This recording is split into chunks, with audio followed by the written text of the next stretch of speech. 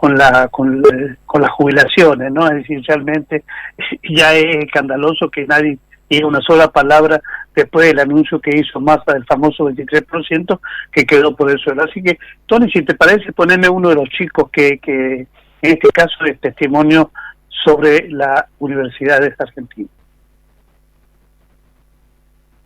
De lo que propone de la gestión privada de las universidades.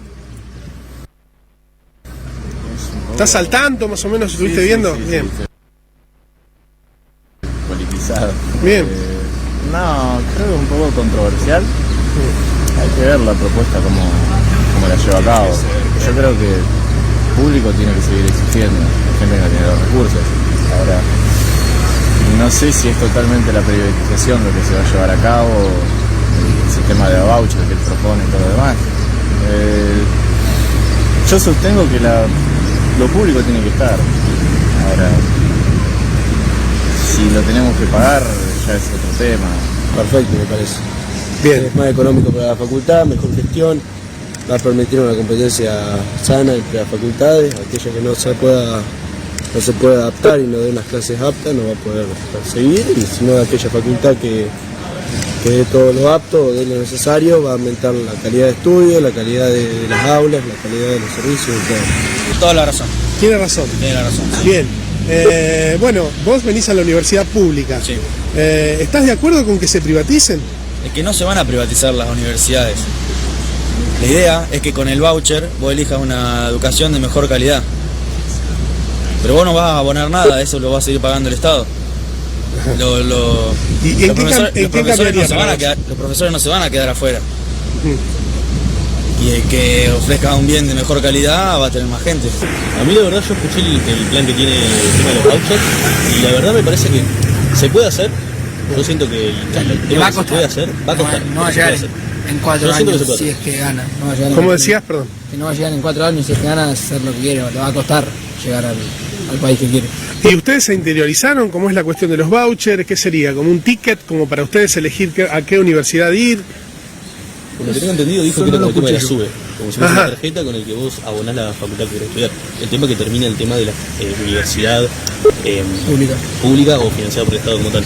Sino que empieza a ser más financiado por la gente con la plata que te... Bueno, hay algunas voces, Martín, pero básicamente acá no se puede hablar de voucher como resultado de un ticket final sobre algo que debería tener toda una estructura que vos mismo la estás planteando, Martín, ¿no? Sí, a ver, acá es importante que sepamos cómo funciona, a grosso modo, el sistema educativo en la Argentina. Es decir, hablar desde la presidencia de la nación de imponer esto a nivel nacional y a nivel de todas las provincias, hoy no es técnica ni jurídicamente posible, ¿sí? Porque la educación primaria y secundaria depende en la inmensa proporción de las provincias. Es decir, ya quedan muy pocas escuelas nacionales que están afincadas en las provincias. Por ejemplo, acá en la provincia de San Juan tenemos las escuelas dependientes de la Universidad Nacional de San Juan como las únicas, digamos, que están dentro de una educación secundaria, que están dentro de una jurisdicción nacional, por decirlo de alguna forma, pero encima dependiendo de una universidad que tampoco la puede manejar el presidente de la nación, porque las universidades tienen también un sistema legal que les asegura una cierta autarquía y también una cierta independencia de las decisiones del Poder Ejecutivo. Habría que, bueno, reformar a nivel de leyes todo esto para que fuera aplicable, cosa que en la actualidad, en el presente, es muy difícil que mi ley pueda materializar esta propuesta. Hay que bajar los decibeles y quedarse tranquilo con esta situación. Y por otro lado, la educación primaria y la secundaria, que depende estrictamente de las provincias, ¿sí?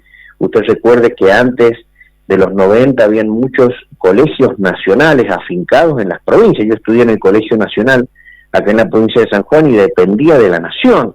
Eso después pasó con las privatizaciones de Menem y con las reformas educativas que se hicieron en los 90, pasó a jurisdicción provincial. Todo eso es decir que aplicarlo inmediatamente a la educación primaria y secundaria no es algo posible ni realizable hoy, y mucho menos con el escaso nivel de apoyo legislativo que va a tener Milei para llevar adelante esta propuesta. Lo único valorable es que ha puesto en el tapete y ha puesto sobre la mesa de la discusión qué hay que hacer con la educación. Creo que eso es lo más valorable de lo que ha logrado Milei en esta y en muchas otras propuestas, ¿sí? Que a lo mejor desde lo fáctico no pueden ser viables o posibles hoy, pero sí es importante entender este fenómeno para analizarlo desde lo político, que al animarse a plantear estas cosas, las pone arriba de la mesa de discusión hasta inclusive de nuestras familias, porque estamos viendo chicos muy jóvenes, ¿sí? Estudiantes universitarios, yo tengo hijos en el secundario que también vienen y nos plantean las inquietudes de lo que se está hablando, de lo que propone Milei, esta impronta que viene a significar o puede llegar a significar también un cambio de mirada cultural, que tenemos que estar atentos a estas cuestiones. Ahora, usted fíjese cómo estos estudiantes, que no son los únicos que hablan en ese video, han sido abordados por el periodista y lo tienen muy en claro. Los estudiantes dicen, no, acá no se propone privatizar.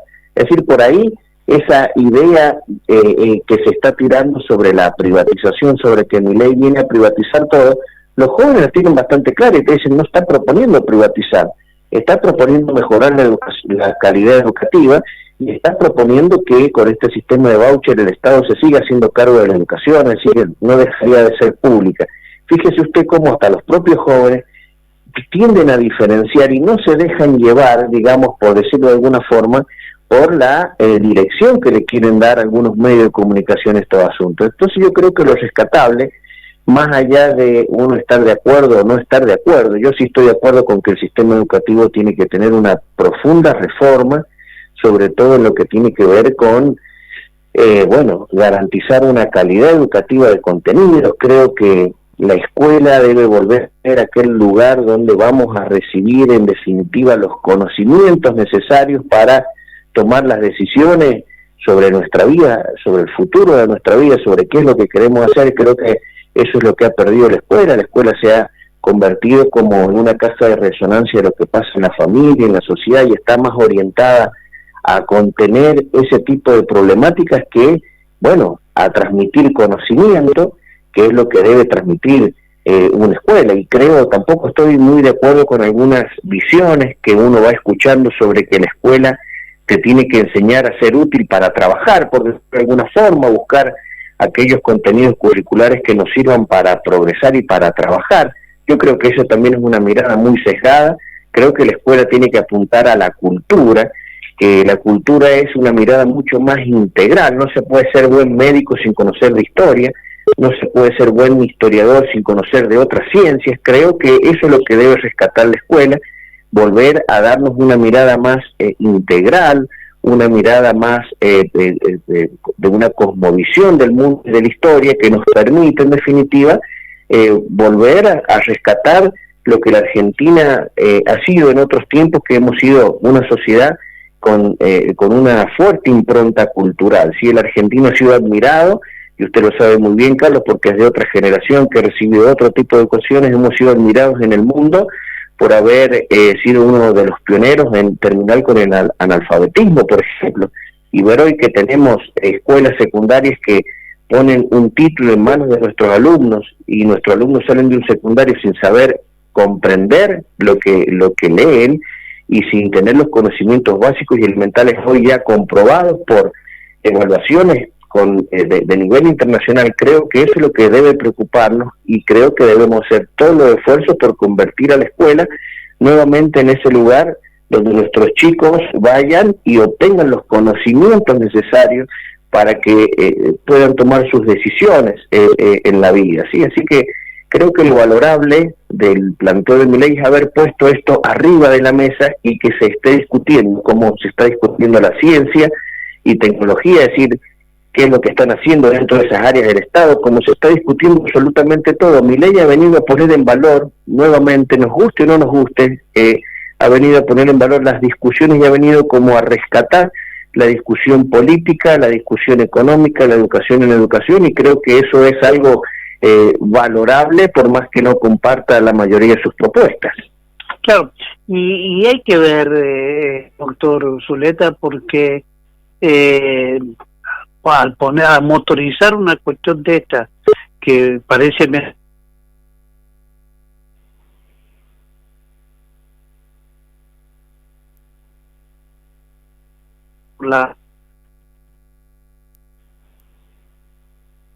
Carlos, ¿me escucha? Escucho, pero A mí se me cortó, Carlos, no sé si estoy al aire.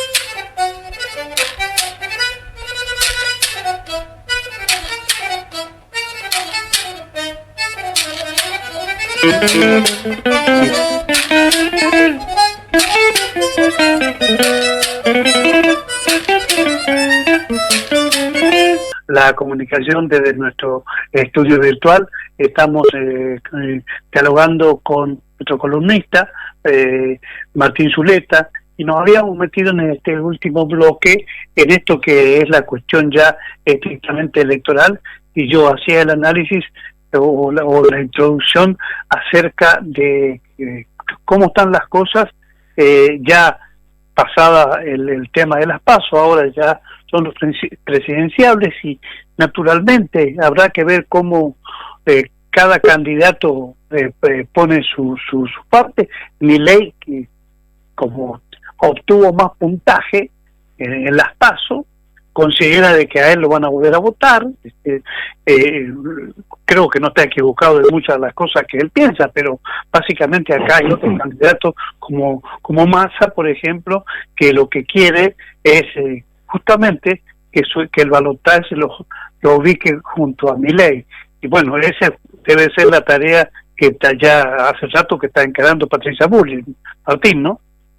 Sí, le estaba comentando precisamente que fíjese usted que todo lo que venimos hablando es una agenda impuesta por Milei. Es decir, en ese aspecto, claro, que es lo que quise decir, y me fui hablando de otras cosas. En ese aspecto Milei ha ganado en esa impronta, en que él ha marcado la agenda de esta campaña electoral. Ha instalado la agenda. Y vemos los medios de comunicación que no saben cómo manejar bien esta situación, porque evidentemente tienen sus intereses y marcan sus líneas también. Desde lo comunicacional han empezado a pegarle con cuestiones personales, ¿sí? Han empezado en definitiva a tratar de esmerilar las ideas de Milei, pero están hablando poco de lo que proponen Bullrich y de lo que propone Massa. Creo que ahí va a estar en definitiva la suerte de la elección, en saber si Massa y Bullrich pueden imponer también una agenda diferente a la de Milei, y no solamente criticar lo que propone Milei. En ese sentido, creo que los medios de comunicación que están tratando de posicionar al oficialismo y otros de posicionar a Juntos por el Cambio, creo que le están haciendo un gran favor a Milei con tenerlo dentro de la centralidad mediática, porque le está dando una centralidad política que me parece a mí que va a terminar consolidando, digamos, el ingreso de Milei, por lo menos al balotaje. Fíjese usted que al otro día de que sucedió la elección, tuve la oportunidad de hablar con usted y con los otros programas del medio, y les dije claramente que a mí ese porcentaje del 30% que había sacado Milei no me está indicando que Milei pueda ser el presidente, pero sí me está indicando que puede entrar en segunda vuelta cómodamente, y a medida que ha ido pasando el tiempo, que hemos ido interiorizándonos mejor de lo que ha sucedido en las elecciones del domingo, vemos que Milei ha obtenido un caudal de votos superior al que le figuraba ese domingo en la noche. Creo que es cierto lo que plantea Milei. Yo soy un hombre de la política y conozco cómo funciona esto. Es cierto que puede haber perdido unos 3, 4 o 5 puntos en la elección Milei por no tener una buena fiscalización. Entonces hay que mirar con mucha atención lo que está sucediendo con Milei. Y encima se ha dado un fenómeno, Carlos, con él, que hay que estar muy atento, y es que después de la elección hay muchos que han sacado pecho y ahora salen a decir, sí, yo lo voté y lo voy a volver a votar, ¿sí? Sí. Es decir, que esto estaba como oculto, como que daba vergüenza, o como que daba miedo de decir, yo estoy con Milei, y hoy se ha revertido un poco esa cuestión. Entonces creo que si tuviera que aconsejar a los sectores libertarios, bueno, creo que Milei, si cerrara un poco más la boca, si no sería tan confrontativo, y si se llama silencio por una semanita creo que le podría ir bastante mejor, porque se está exponiendo demasiado, están forzando a que cometa errores que evidentemente los puede llegar a cometer, y creo que Milei tiene grandes chances de entrar por lo menos a un balotaje, ¿sí? Hay que ver si después ese impulso que trae lo termina posicionando como él espera en una victoria en primera vuelta, porque creo que él está fomentando eso, porque es la única manera de que Milei puede llegar a ser presidente, es ganar en una primera vuelta. En un balotaje se le va a hacer muy difícil, ¿sí? Se le va a hacer extremadamente difícil en un balotaje ganar la elección, porque es una posición muy extrema. Mire, ahora además, sí, doctor, quiero decirle, ¿no? El oficialismo, o sea, Massa y su fracaso en el Palacio de Hacienda, junto a Fernández, creo que son los verdaderos derrotados por anticipación. Yo creo que el pueblo no va a estar tan dispuesto a emitirle un voto a un Massa que es lo mismo que Fernández, o a un Fernández que es lo mismo que Cristina, ¿no? Sí, lo de Milei está más claro sobre a qué es lo que está apuntando, y por eso no baja su intensidad, ¿sí? Porque creo que Milei está advirtiendo esto que le estoy diciendo, de que si no gana en primera vuelta, es difícil que gane en un balotaje. Entonces no va a sacarle el pie del acelerador, por más que yo sea de los que piensen que le va a ir mejor si empieza a cerrar un poco más la boca, pero creo que Milei entiende que la única manera de ganar es en primera vuelta, y por eso va a apretar a fondo el acelerador. Creo que Juntos por el Cambio se encontraba en una situación muy difícil después de la elección paso el domingo, ha quedado a un punto solamente del peor oficialismo, del peor gobierno, de una crisis económica bestial. Juntos por el Cambio tiene que hacer una reflexión grande, porque ha quedado solamente a un punto de Massa. No coincido con quienes reclaman que Bullrich tenga que moderar su perfil para atraer al electorado de Larreta. Me parece que, y ahí diciendo un poco con lo que usted dijo al principio, me parece que Larreta, Carrió, Morales, Lustó y compañía no están jugando como tienen que jugar, no están jugando a favor de Patricia Bullrich. Vemos a la propia Lilita Carrió, a la mismísima Lilita Carrió, cómo se le bajó de la candidatura porque iba a integrar la lista para el Parlasur, por las divisiones internas que habían, se repartían los cargos ahí, y Lilita Carrió decidió renunciar a la candidatura, quitarle expresamente el apoyo electoral. Esto nos está demostrando que realmente dentro de los sectores más, digamos, centro izquierdistas de Juntos por el Cambio, no están dispuestos a acompañar a Patricia Bullrich y no están dispuestos a militar a favor de Patricia Bullrich, y creo que eso le da una gran chance a Javier Milei de poder captar muchos votos de Juntos por el Cambio.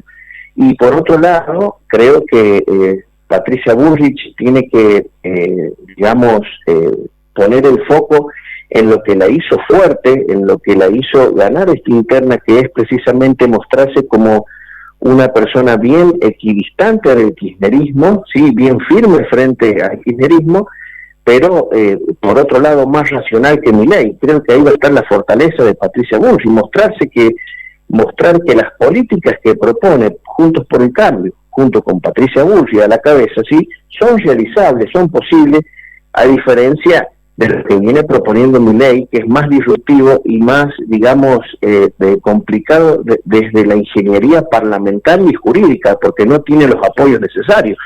Creo que eso es lo que debe explotar mejor Patricia Bullrich, debe mostrarle a la sociedad que sus propuestas son más racionales que las de Milei y son más realizables que las de Milei. Creo que ahí va a estar, digamos, la fortaleza de Patricia Bullrich, y recuperar esa parada equidistante del kirchnerismo, porque el larretismo, Carrió, Lustó y Morales la quieren llevar un poco a perder ese perfil para captar los votos de su electorado, ¿sí?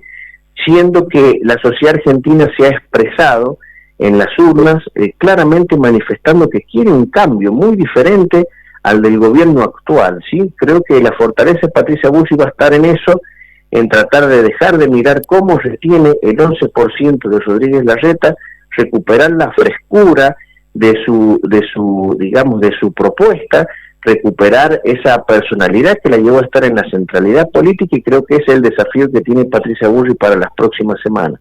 Y el masismo, que desde mi punto de vista había quedado bien parado con la elección paso, porque evidentemente quedara un punto de Juntos por el Cambio y a 2 de Javier Milei, nos estaba indicando que en un contexto económico muy desfavorable no había hecho una mala elección el masismo, sí, pero a medida que ha ido corriendo los días después del domingo de la elección, ha ido perdiendo apoyo a medida que ha ido Milei ganando centralidad política. Creo que Massa está corriendo el grave riesgo de no entrar dentro de las PASO, ¿sí?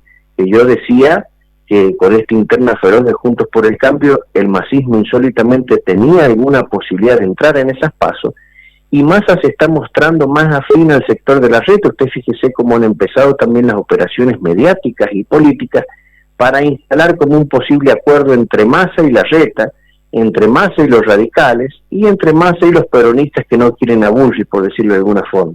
Claro, creo que y Massa y algunos del PRO también, ¿no? Por eso le estoy diciendo, creo que no está jugando bien la gente de la reta, de Morales, de Lustó y de Carrió. Creo que le han quitado el apoyo a Patricia Bullrich, y creo que Patricia Bullrich tiene que salir de esa trampa, salir de tratar de seducir a esos electores, ¿sí? Creo que no los va a seducir a los electores de la reta mostrando que está con la reta. Creo que eso es un error, me parece, desde mi punto de vista. Y creo que también, fíjese lo que le voy a decir, es un error cómo han salido a mostrar a Mauricio Macri, ¿sí? Porque una de las fortalezas que tenía Juntos por el Cambio es haber entendido que la sociedad quiere un cambio, no quiere más al kirchnerismo, pero tampoco quiere volver al macrismo, ¿sí? Y creo que Juntos por el Cambio ha perdido un poco, ha sentido el impacto de la elección del domingo, de haber perdido con Milei y haber quedado a tan pocos puntos, a un solo punto del oficialismo. Creo que eso ha traído un poco de confusión a Juntos por el Cambio, y han sacado muy rápidamente a Macri a la escena pública, por decirlo de alguna forma, porque creen que es la forma de quitarle votos duros a Milei, sin darse cuenta que los votos que tiene Milei, esos votos duros de Milei, es muy difícil que vuelvan hacia una posición menos extrema como la que plantea Patricia Bullrich. Y creo que, fíjese usted, la salida a la arena política, a la palestra de Mauricio Macri, le puede llegar a significar, digamos, inclusive una pérdida de centralidad política de Patricia Bullrich, que no es lo más conveniente. Creo que Bullrich tiene que recuperar la centralidad, tiene que demostrarle a sus electores y a la sociedad que es ella la que va a ser presidente en el caso de serlo, no Mauricio Macri, que no va a estar condicionada.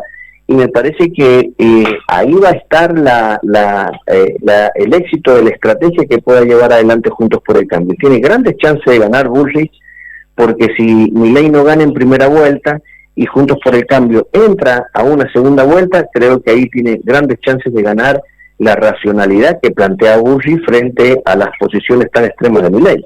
Claro que sí.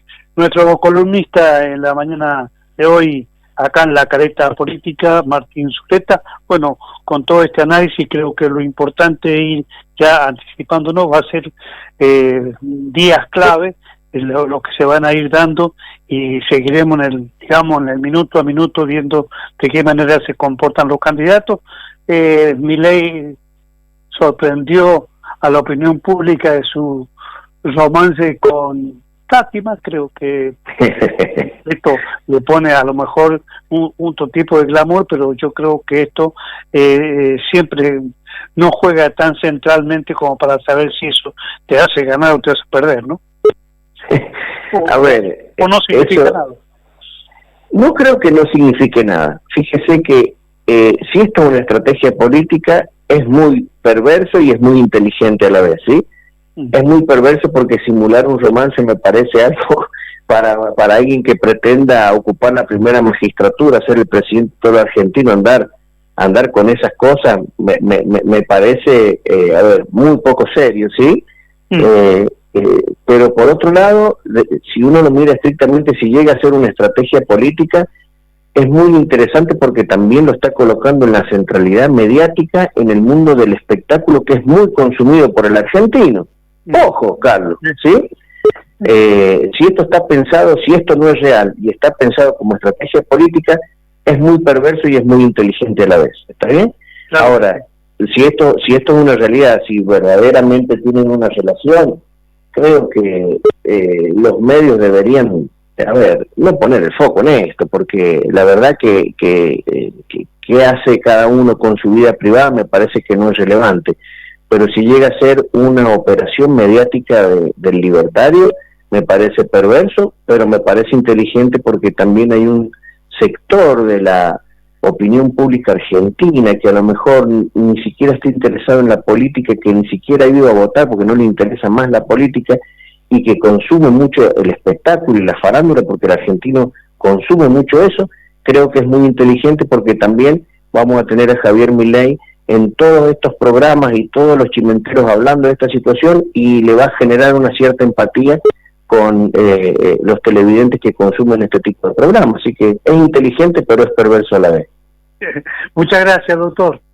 Un abrazo grande, Carlos. Muy bien, ahí estaba con nosotros Martín Zuleta, nuestro columnista, todo el análisis que tiene que ver con estas elecciones que se vienen y que están programadas, como todos ustedes saben, señoras y señores oyentes, para el día 22 de octubre, y yo sea de paso, el 22 de octubre es el cumpleaños de Javier Milei.